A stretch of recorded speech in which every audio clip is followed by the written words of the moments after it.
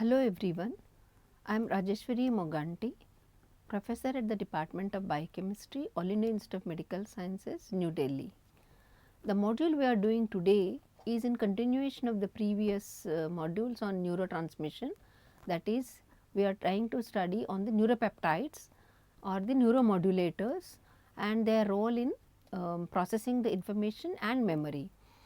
So, this module is a number 32 in paper 12 on the membrane biophysics. So, what are neuropeptides? Neuropeptides are also actually called neuromodulators. These are actually short signal peptides which are on the enzymatic cleavage from their polypeptide precursors. They produce actually a receptor mediated behavioral effects. So, the term neuropeptide actually includes many peptides. We will be dealing with them all in this module. They describe and originally in the unrelated context, say for example, sometimes they also are in hormones and like insulin or growth factors like transferrin, I mean the other, you can say any other. But neuropeptides are actually protein like molecule, that is because they are basically peptides and they are used in only by neurons to communication with each other. So, they are important in the transmission as chemical messengers for the information to be processed, to be transmitted. Then these peptides are actually secreted by the neuronal cells, primarily by the neurons, but also in by the ganglia, and also different peptides are also produced by the glia. Now, the signal comes from these peptides which actually is transmitted to the neighboring cells or which we can say the neighboring neurons. So, a neuropeptide is like any other peptide, is a short peptide. It is an endogenous protein molecule, comprises of 2 amino acids which are actually chained together by a peptide bond, like that is a peptide by definition. Now, together with its receptors, this joined to the brain and glands and immune system in a network of communication between brain, body and probably representing the biochemical substrate of emotions. Now, approximately there are so far 100 different neuropeptides have been identified, and different neuropeptides are actually involved in different brain functions. Say for example, they have a how to in terms of the actions like food take, analgesia, rewards or a metabolism, reproduction, social behavior, learning. So, all these are actually controlled by a number of by the brain using a different number of these neuropeptides. So, the neuropeptides are derived from large and inactive form, and they generally about 90 amino acids in length, and then I mean up to 90 amino acids, and also shorter ones are there. For example, you have the pituitary product, that is the prolactin is there, and the signal sequence of the prolactin can be the influence. So, okay, I will read it again. The signal sequence of the prolactin must be received and then disulfide bonds, but disulfide linkages must form so that no further changes in occurs. So, for example, another neuropeptide somatostatin, a single cleavage of this signal peptide. Signal peptides are those peptides which actually helpful in processing the signals and removal of the products from the bioactive peptides. Neuropeptide Y, we will see the structures also in each of them in further in sequel. This actually comes from the pro-neuropeptide Y, and that signals the peptide removal, the change between the NPY and the C terminal of the neuropeptide Y. So, the objectives of this module are that we will study different neuropeptides. So, the neuropeptide is actually an unstimulated neuron that has difference in electrical charge between the outside and inside the membrane, and different molecules can influence the membrane potential. Therefore, this such molecules, one of them is a neuropeptide, and neuropeptides are short signal peptides as explained earlier, which upon enzymatic cleavage from their polypeptide precursors produce receptor mediated behaviors. So, with that introduction and the objectives, we will start that the neuropeptides are how they are synthesized. first synthesis, metabolism, and then how they bring their action, impulse transmission. So, firstly the neuropeptides, how are they synthesized? They initially synthesized in the cell soma, sequestered within the lumen of the secretory pathway and transported down the axon while undergoing cleavages and other processes to finally to produce the active compound by other processes, after which the peptide containing the large dense core vesicle is actually used as the final active form of the neuropeptide. After exocytosis, the membrane components of the large dense core vesicle must be re-internalized and then destroyed, or it could be reutilized after transport to the cell body, and no synaptic reuse occurs, either the neuropeptides or their immediate precursors. Peptides are released at low concentrations of cytosolic calcium, and neuropeptides are typically released at a distance from the site of the calcium entry. So, those two actions of the calcium and these things are not proximal, but they are distal.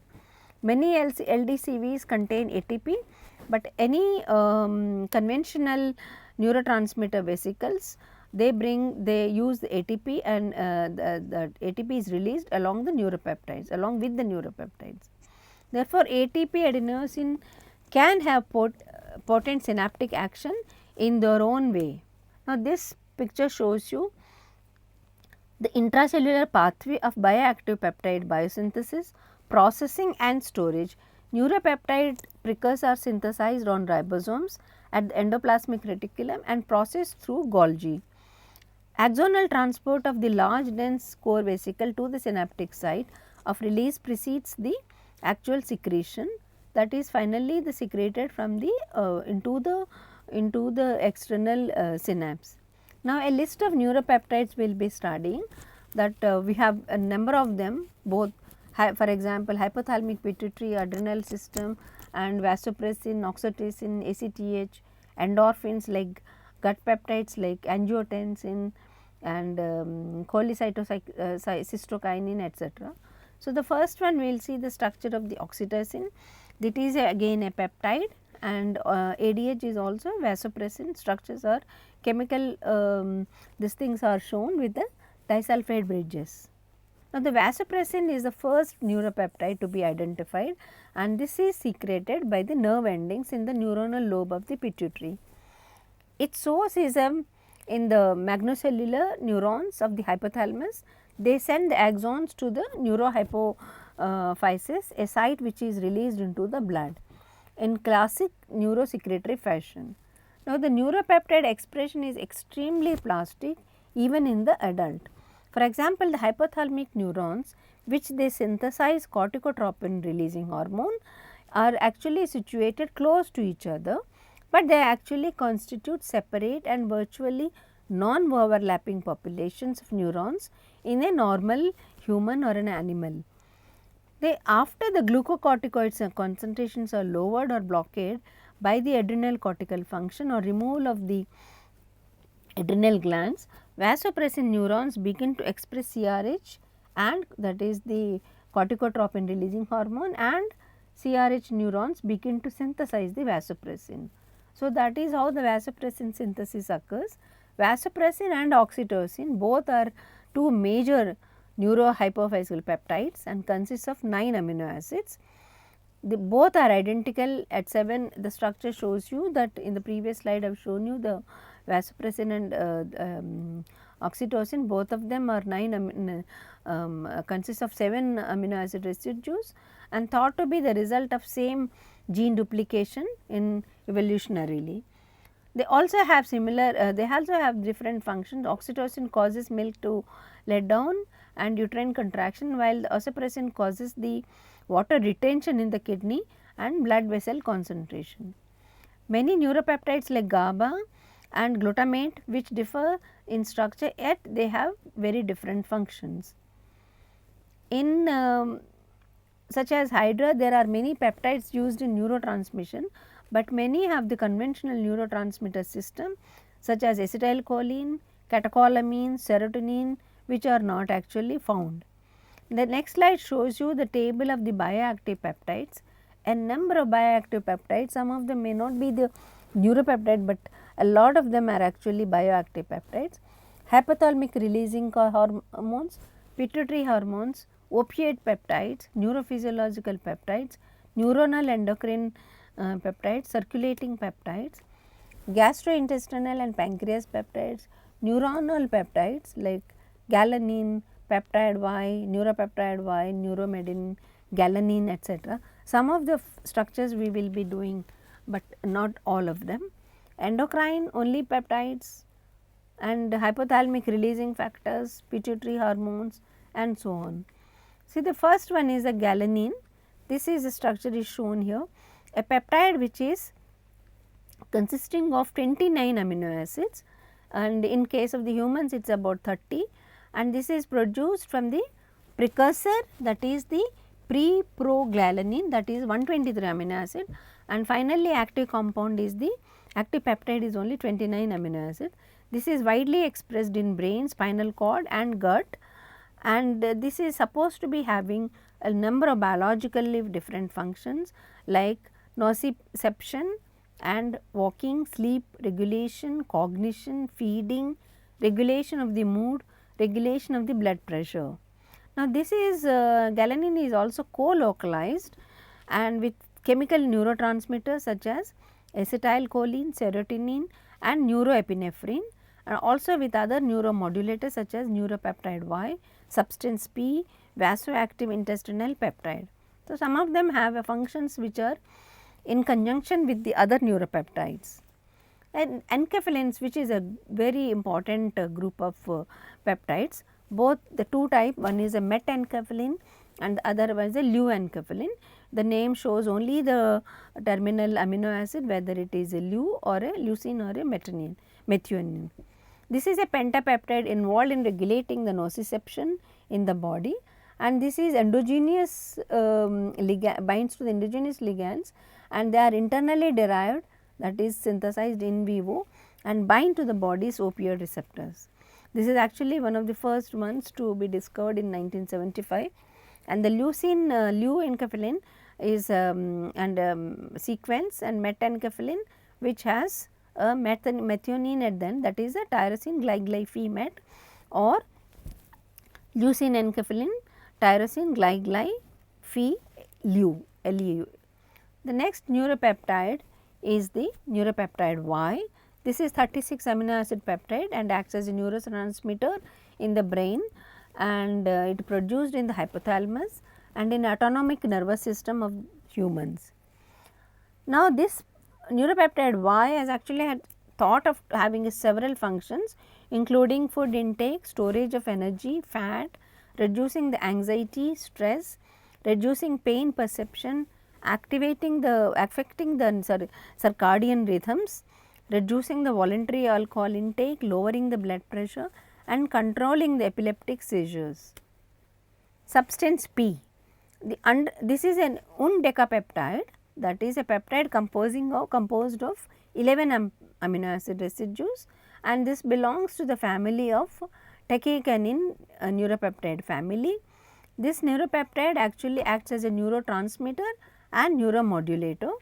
Substance P and is closely related to neurokinin A, NKA. These are produced from polyprotein precursor after differential splicing of the pro-tachycanin A gene. So, the same gene which is a precursor. The reduced amino acid sequence, that is a final substance P, that is in the active form, is actually arginine, proline, lysine, proline, glutamine, phenylalanine, leu-met. This is a with an amidation at the C terminus, which is not a free carboxyl, but it is an amide. This is released from the termini of the specific sensory neurons, and this is found also in the brain and the spinal cord and supposed to be helpful in the inflammatory processes and pain. The next neuropeptide is the neurotensin. This is a small peptide, 13 amino acid neuropeptide. This is supposed to be implicated in the regulation of luteinizing hormone and prolactin release and has significant interaction with the dopaminergic systems. This is a opioid pharmacore which is shown, neurotensin pharmacore. These are the two which are regulated in the dopamine pathways. This is distributed throughout the central nervous system, and the main highest concentration you find it in the hypothalamus, then amygdala, and of course, the nucleus of the accumbens. This has effect on the number of effects, but main effects are supposed to be having in the analgesia, hypothermia and increased locomotor activity. Now, the enzymes which are actually involved in these synthesis of these neuropeptides, we studied we understood some of the important neuropeptides and their structures, but how are their synthesis is actually controlled or regulated. This is regulated by a set of different enzymes that selectively cleave the peptide precursor at a specific processing sites so as to generate the bioactive peptide. Now, this enzyme action takes place only when it is required, that is there is a signal for that particular neuropeptide to be released.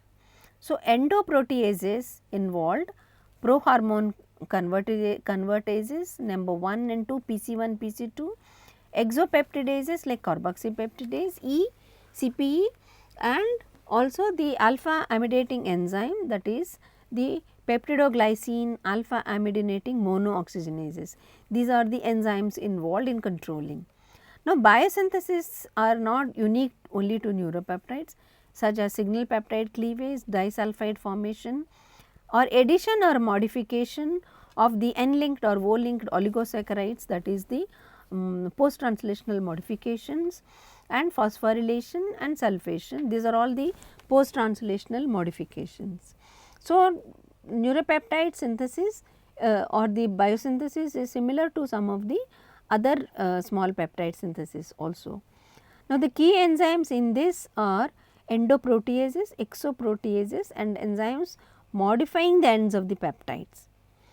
Therefore, the discovery and characterization of the KEX2P, that is an endoprotease that cleaves yeast pro-alpha mating factor to produce 4 copies of the pheromone, that is the alpha mating factor, were key to the discovery of the mammalian prohormone converting enzyme, including furin, PC1, 3, PC2, PC4, PC5, etc. So, the first enzymes, that is actually the lot of information came from the yeast. This shows you the sequential enzymatic steps. In any enzymatic in any synthesis, number of enzymes are involved both in different parts of the cell. This slide shows you sequential enzymatic step that lead to peptide precursor to bioactive peptide, bioactive or a functional form of the peptide, which is actually the active form from the precursor. So, the neuropeptide Y, for example, is shown here. In the left is processed sequentially by enzymes of the large dense core vesicles, which are shown in the right side. So, that is endoplasmic reticulum, then the PC, the prohormone converting enzyme is involved, then you have the C-terminal flanking peptide, then of course, finally, the peptide alpha hydroxyglycine or the amidating lysase, which amidates the carboxyl terminal. Now, after the neuropeptide is synthesized and synthesis is controlled by the enzymes, now comes how does the peptide help in the processing of the information that has come through the electrical signals. So, the information processing is also is actually number of things are there in this. One is to gather information, manipulate the information, storing, retrieving when it is required, and therefore, it is actually classified as a recorded information. The information can be firmly implanted in memory and can pass through different stages of mental processing, that is sensory or short term memory, it could be a long term memory. So, something one should know about is a working memory. Now, this working memory is what is working memory is used as a synonym for short term memory, but actually in different distinct terms are used for working memory. It could be a labile or a temporary storage, organization and manipulation of the information, and prefrontal cortex actually plays a very important role in the working memory. Next is a short term memory. Here only a part of this complex is actually functional, and this holds information for slightly longer periods, but still has only for a short duration, maybe for few days and so on. Initially been estimated at 7 plus or minus 2 in items, but can be, can actually can also can be changed to for the observation of the neuropsychological testing. They use these 7 to 2 7 plus minus 2 items that remember in the test, that the average digit can actually be considered as 7 in case of the short term memory. Now, these numbers are actually come retained in the memory as, say for example, in local regions in some areas of the brain. Perceptual or the conceptual associations can be taking place. The duration could be 5 to 20 seconds before it is out of the it is lost its function. This occurs with, say for example, names and people and etc. Now, what is long term memory? Long term memory is made of functionally synergistic neuronal network. A lot of work has been going on and on this. Unlimited capacity and its duration is indefinite. Two types can be, long term can be of two types. One is declarative and non-declarative, and this is also called explicit and implicit. The declarative memory is responsible for a collection of data, facts, events, and also can be recalled consciously. Now, this declarative can be again two types, one is episodic and second is a semantic. This is episodic is organized on the basis of the individual events of life, and semantic is on the structure based meanings and acquire the cognition knowledge about the memory or the which we call it as a cognition. Now, non-declarative memory can be of contains non-conscious abilities like skills, habits, etc. And also the information stored in this type of memory can be recalled without any kind of any stimulus or awareness. The brain regions responsible for acquisition, consolidation and storage of the information in declarative, non-declarative memories are actually shown in this next slide, where it is an external memory, external stimulus that actually triggers the sensual memory, or it can lead to a long term memory, or it could be to a short term memory. So, this figure shows the stages of the mental processing includes central, executive or episodic or various other information like verbal information, long term memory, visual information, etc.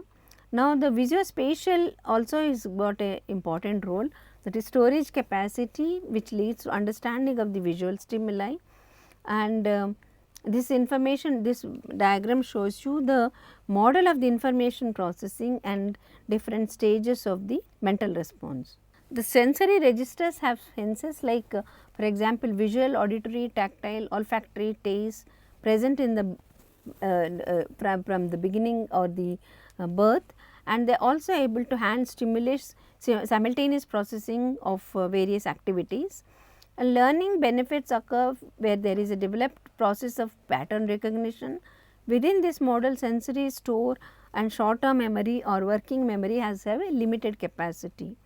Now, sensory store is able to hold very limited amounts of information, and several diseases, for example, Alzheimer's, Parkinson's, schizophrenia, where actually the declarative memory is affected because of various stimulation is lost, and we focus on these brain regions in the process of explicit memory. So, we have seen a number of actions in which the memory is or the information that are processed. Now, coming back to the role of the neuropeptides, how does a neuropeptide exert a kind of a prolonged, what kind of role do they have in processing the memory?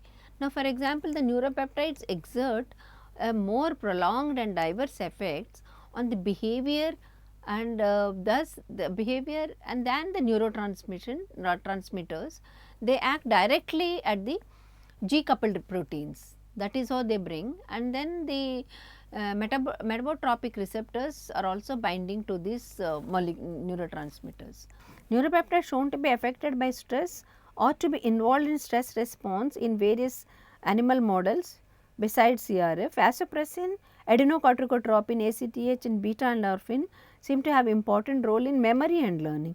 So, the notion that the peptide hormones of the pituitary or brain origin are important modulators of behavioral adaptation comes actually from the unified endocrine and behavioral view of coping with the environmental demands. The adaptive changes include a chain of physiological events such as cardiovascular, thermoregulatory, immunological and hormonal response.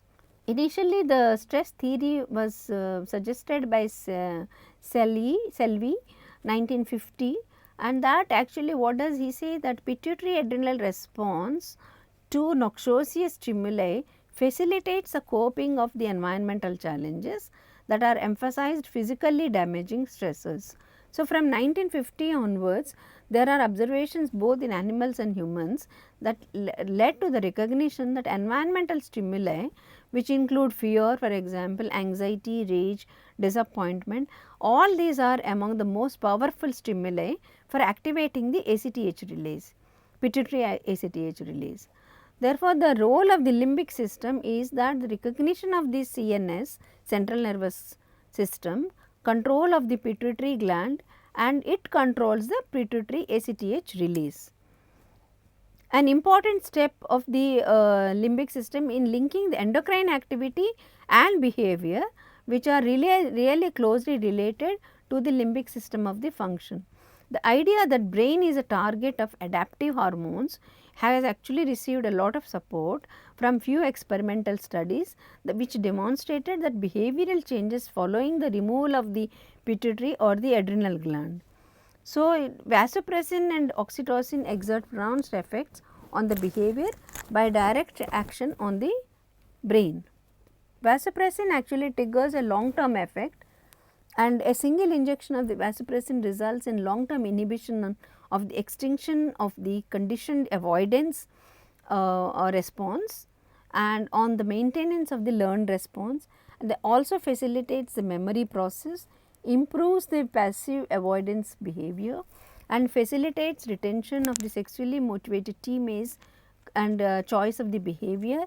These are all shown in animals like rats, and there it is also shown that delays the vasopressin also delays the post castration decline in copulatory behavior in rats. Therefore, the reverser of the amnesia is also shown to be electroconvulsive shocks, CO2 inhalation are also shown to be the experiments on these rats have also given support for the behavior or the role of the vasopressin in triggering a long term memory.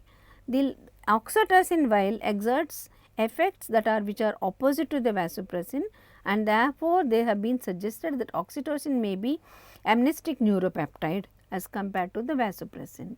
I will summarize the what we studied in this, that what are all the different neuropeptides, their structures, their biosynthesis, and of course, how they are metabolized and what are their functions, how do they help in memory and information process. Therefore, the different neuropeptides involved in a wide range of brain functions that are discussed, and some of them we have discussed in detail like enkephalins, endorphins, substance P, substance Y, etc. We have also discussed the enzyme involved in the biosynthesis and also involved in the processing and information of the memory, both in terms of long term and short term memory. Thank you.